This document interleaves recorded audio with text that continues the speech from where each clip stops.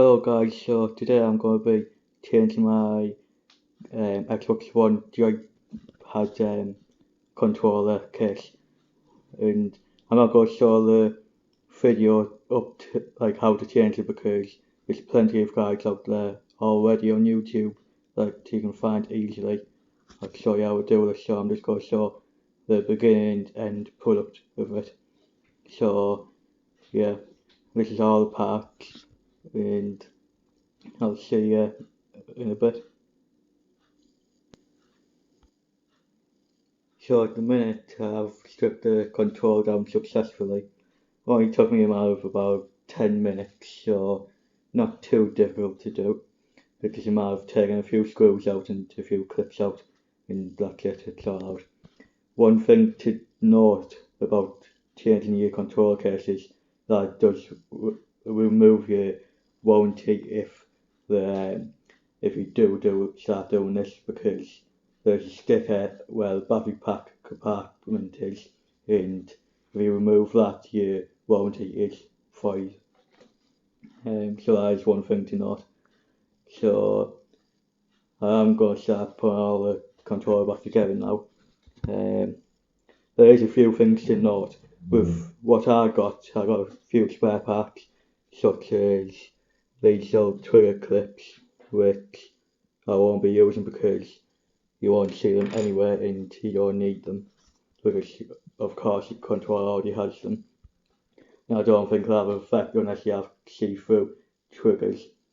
And I do also have, is it called menu? The menu button, a spare one of them, but I don't have another button for this button here. So I think it's pointless replacing them buttons with the ones with that one, because it's only one and I think it won't look good.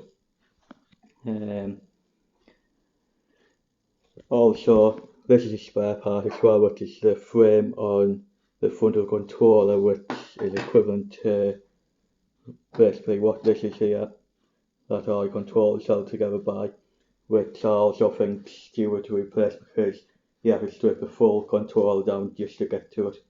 So I'm also not going to change that as well. One thing you do need to be careful about is to make sure that these Rumble, what we're called the Rumble things, don't snap off from the motherboard, otherwise you have to solder them back on.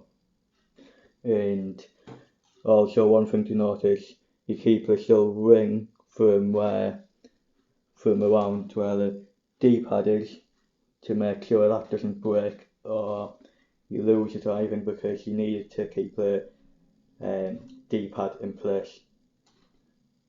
So yeah, so all these parts here, what I've just took off. Catch you soon where I've put all the parts together. So here's the finished controller. Gotta say it does look pretty impressive, and gotta say I really do like it, but I've just tested it out and it is great, but there are a few minor flaws with it that I've already found with it. One thing is, I don't know how well you can see it on here, but there's a little bit of a gap here from, and I have tightened all screws down properly, and it's just the actual case size a little bit too big for it to go down properly, but everything does work, including the mic connector down here. One thing to note, I did actually get a button for these two here, which currently here, but it was too late and when I found it, the other one, and I prefer the two that are already in anyway, the original black ones with a little icon on. Gotta say all buttons work nicely, all move.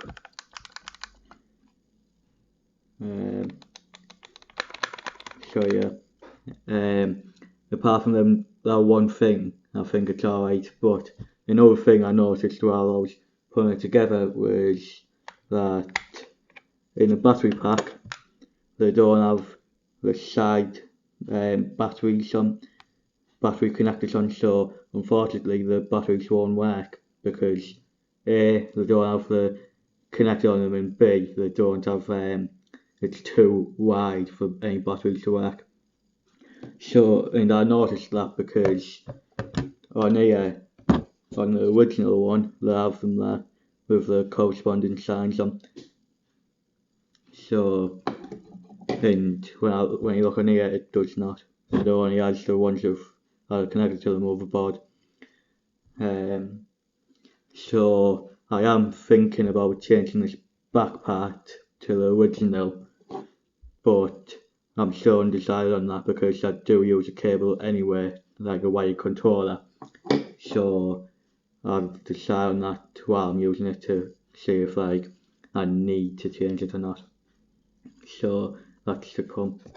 But apart from them two things, I think that it does look pretty decent, and it acts like an controller again, which it should do. So I just want to say thanks for watching, and I hope you enjoyed this video, and leave a like if you did, and leave a comment in the section below, and subscribe to my channel if you haven't already. Thanks for watching, catch you next time. Hello again, so this is just a quick update about the case because it's been about 2 weeks since I installed this now, and there's a few things I want to address. One of them was I've actually fixed the little gap on the bottom. What the issue was that I didn't press it down enough to squeeze it together, and when I'd done that like the other day, I actually allowed the gap to go down, and then I could tighten the screws even further down.